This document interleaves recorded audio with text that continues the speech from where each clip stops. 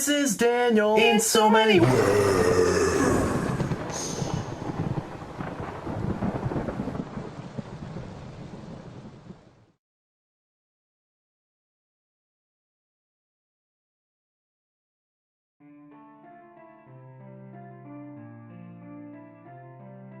I hate Absol. Hate them with a passion. Not because of what they are, but what they stand for. My whole life I've been seeing them. Rather. It's actually just one. Every time I see it, someone I care about dies. I saw the Absol for the first time when I was only 6 years old. My mother and I were taking a walk in the woods near our house. It was a large forest, and it had all sorts of small Pokemon in it. Seedot, Oddish, Zigzagoon, Tailo, a few Poochyena, and even the occasional Marill. I loved walking in these woods with my mother and seeing all the little creatures run about. My mother always brought her Linoon, Breeze, to walk alongside us in case we were ever attacked, but we never were. Breeze was a quiet, gentle creature, and very kind to me and my brother and sister. She never got upset when we spilled juice on her or bit us when we might have pulled her fur by accident. She was always calm and relaxed. That day, when we were walking through those woods, everything was still and quiet. We hadn't seen any of the usual Pokemon. All of a sudden, Breeze curled up into a tiny ball and started growling and whimpering, pure fear shining in her bright blue eyes. "What's wrong, Breeze?" my mother asked, trying to soothe the rattled Linoon. I followed where Breeze's eyes were pointing, and that's when I saw it. Perched on a log, directly in the center of a sun-dappled clearing, was an Absol. I didn't know what it was at the time. It looked lighter than air, like the slightest wind might blow it over. It was on its toes, ready to spring up and flee at any moment. My mouth hung open in awe of the strange and beautiful creature. My mother didn't see it. She was too occupied with trying to pacify Breeze. I suddenly snapped out of my stupor. "Mama! Mama! A Pokemon! A big white one! Mama!" I hollered. My mother sat up. "Where?" I turned around again, pointing a pudgy finger at the clearing. "Right over there. Where did it go?" The creature had gone.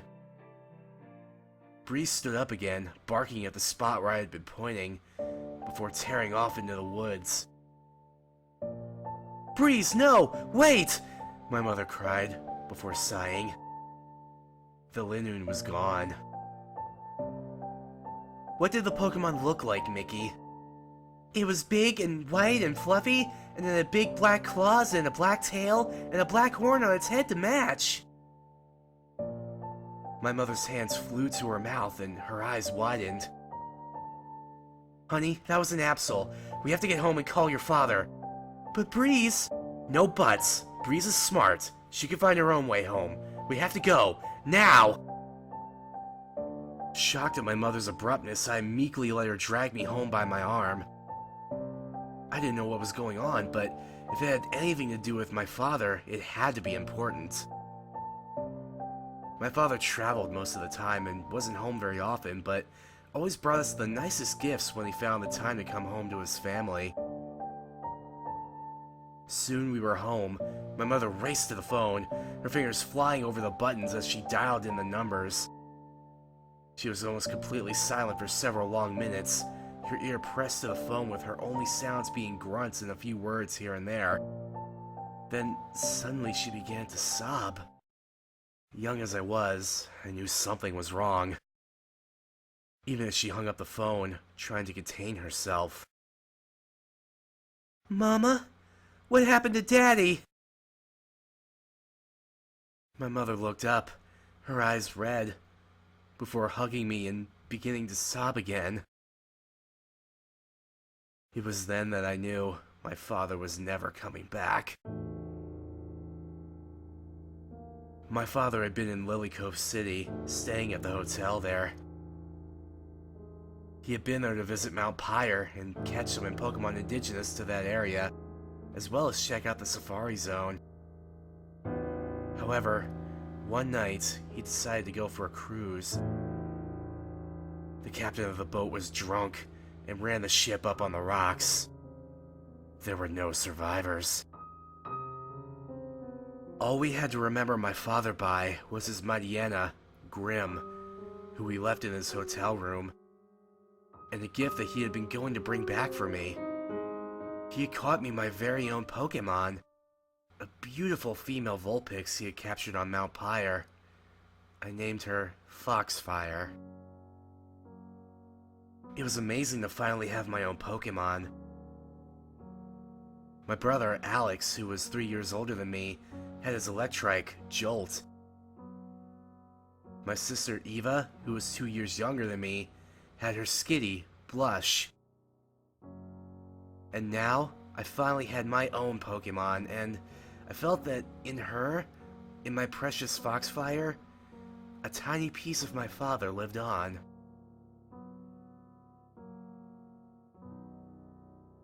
The second time I saw the Absol was 2 years later, when I was 8. I was playing in the backyard with my sister and our Pokemon. Our brother was in the front yard with his Magnetric. He had been asked to keep to the other side of the house because he was training his Pokemon, and Jolt was a good bit stronger than either of our Pokemon. I remember quite clearly. We'd all dressed up in eye patches and bandanas and fake peg legs, even our Pokemon, and we were all pretending to be pirates searching for buried treasure. We were making believe that the occasional bolts of lightning dancing away from the front lawn were an approaching storm. A typical child's game. I was supervising as my loyal Foxfire swabbed the deck, so to speak, with her tail, when I chanced to look up. Straight ahead of me, not more than 20 feet away, was the Absol. It was the same one from all those years ago. I don't know how I knew, but I did. My Vulpix, noticing that I had stopped giving orders, looked up to see what it was that I was staring at. She saw it too. The beast gave a low, guttural growl of its own name, and suddenly we heard a blood-curdling scream from the front yard, accompanied by a shock of lightning. The Absol fled into the woods. Without missing a beat, I turned to my sister. "Eva, quickly, go get Mama! I'll check on Alex!" She nodded dumbly and ran inside the house. In seconds I was in the front yard, Foxfire at my side. The sight I was met with was a grim one. My brother was pinned under a fallen tree, screaming and struggling to get away as Jolt vainly tried to lift the wooden colossus off of his broken body. "Foxfire, go help Jolt!" I cried. She immediately obeyed, and I ran to my brother to see if I could get him to calm down. As I was doing so, the efforts of my Vulpix and his Magnetric were joined by the strength of Breeze and Grim. My mother and sister quickly followed, joining us in the front yard. In minutes we had the tree off of him, mainly thanks to Grim's move, Strength. The hospital was called, and Alex was taken away. It didn't look good. 8 broken ribs, a fractured collarbone. His spine and neck were both badly cracked, and both of his legs and his hips were shattered. Apparently, while my brother had been training, he failed to notice a lightning rod embedded in one of the trees. One of Jolt's attacks had been pulled to it, and the old tree was too weak to remain standing, and fell on Alex. The doctors couldn't save him. One of his ribs had punctured his lung, and they couldn't fix him in time to prevent him from drowning in his own blood. He died in the hospital that very night. I was there when he died. I stayed at his bedside until the very end. I can remember his last words. You know, it's sad, Nikki. I always thought I'd be a gym leader. For a long time, my mother, my sister, and my dear little Vulpix were my only comfort. I frequently cried myself to sleep, holding Foxfire in my arms. I decided to call that Absol Reaper. It seemed an appropriate name for a herald of death. It was another year before Reaper brought his unwelcome presence back into my life. My sister had just left on the school bus. I wasn't going to school that day. I wasn't feeling well, but I could still remember the picture of her smiling and boarding that bus, her skitty peeking out of her backpack.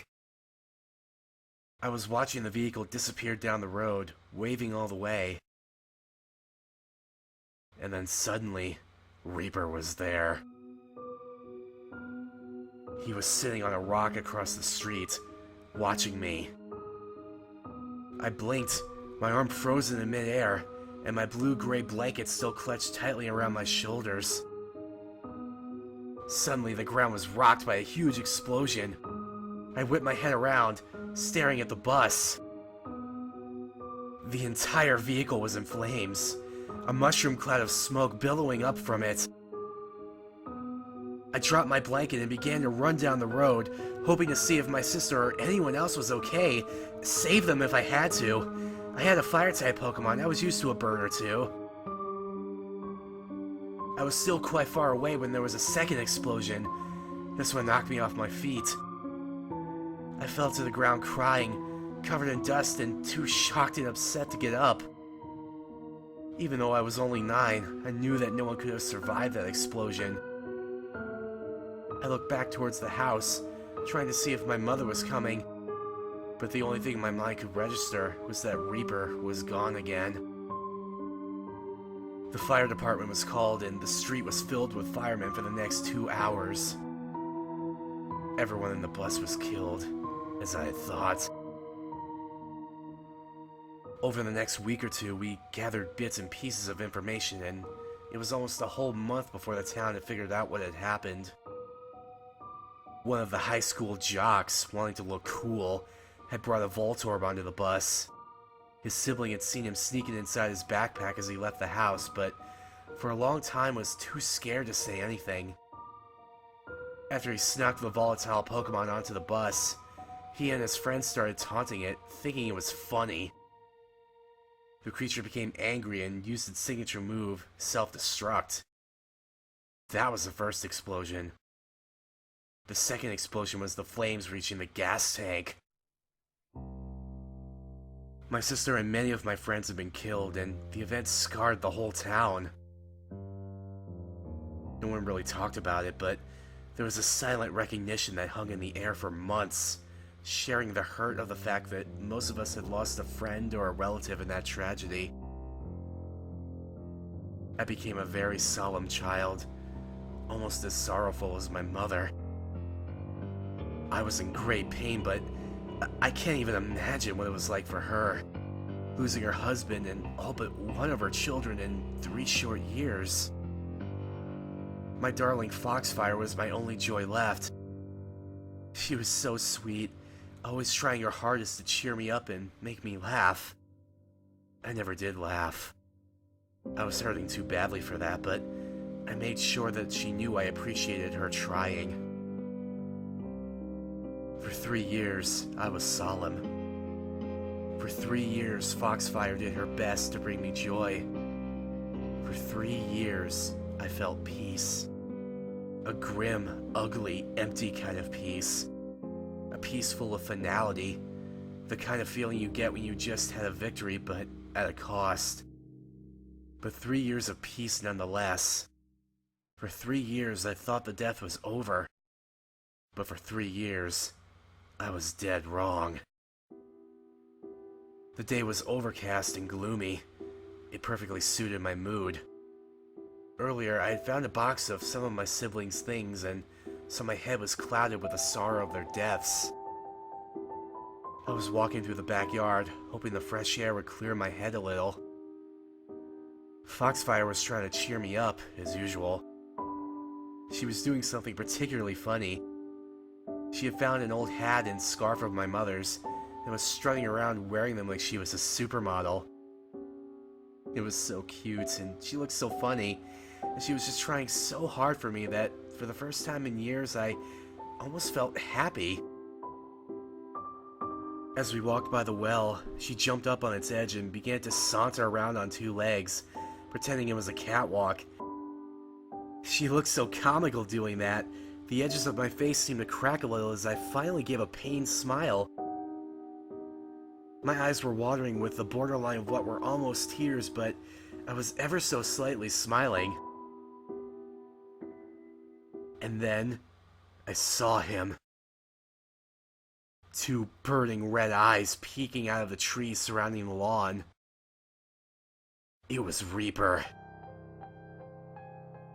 Suddenly, Foxfire began to stumble.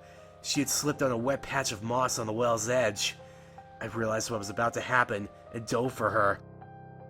Foxfire, no! I was half a second too late, my fingers just brushing her tail as she disappeared down the well, hitting the water 10 feet below with a splash. I reacted instantly, dropping the bucket down. Foxfire, grab the bucket! Get in! I felt the edge of the rope gain weight, and then it was gone for a split second, before returning. Then it was gone again. It was a full minute before there was a consistent weight present in the bucket below, but as soon as there was, the splashing was gone. Panic took full control as I pulled the bucket back up as fast as I could. In it lay my Vulpix, waterlogged and only barely breathing. She was a fire type. She couldn't handle being in the water that long. That and the heavy liquid filling her lungs was quickly killing her. My Foxfire, my precious Pokemon, was dying. I hoisted her out of the bucket, sobbing, and held her tightly to my chest.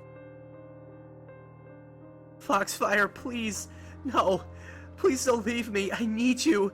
You're all I've got left, I begged. Her eyes opened just slightly, looking at me. Please, Foxfire, you can't die. As soon as I finished school, you and me, we were going to go everywhere together. Please, don't go. You can't. I love you. I sobbed, holding her tighter, as if that would keep life in her body. She smiled at me, weakly, and her eyes slid shut again. Her small chest heaved one last time, and she was gone. And I broke down. Foxfire was all I had left, and now she was gone too. Through my pain and through the endless tears running down my cheeks, I noticed only one thing. The red eyes that had appeared between the trees had disappeared. We buried her in the backyard. I saw to it that she had a good funeral, just as good as any person would have gotten. I brought her flowers, roses to be exact. Lots of them. They were her favorite. My mother and I lit all sorts of candles, and we read from the Bible as we lowered her into the hole Breeze had made with Dig. After that, I lost myself. I stole hundreds of packs of cigarettes, and I lost track of my days. My life dissolved into hours upon hours of chain-smoking cigarette after cigarette. I knew that weak lungs ran in my family, but I didn't care that I was killing myself. I had nothing left to live for. It didn't matter to me if I died of old age or died locked in a smoky, cigarette butt-covered bedroom. Now I'm 13. I'm confined to bed with severe lung cancer. I knew this would happen, but I didn't care. I still don't. My mother doesn't care either. She hasn't been right in the head since my sister died. She probably won't even notice I'm gone, and if she does, I can only hope she'll respect my wish to die. It hurts to think. It hurts to talk. It hurts to breathe. I'm almost too weak to type this, but I type it because I don't think I'll be here much longer. And I wanted someone to find this, just because I want someone out there to know. I've been refusing the treatments, and the doctors aren't sure how long I have left, but now I know I have very little time. Why? Reaper just appeared outside my window. He's staring straight at me.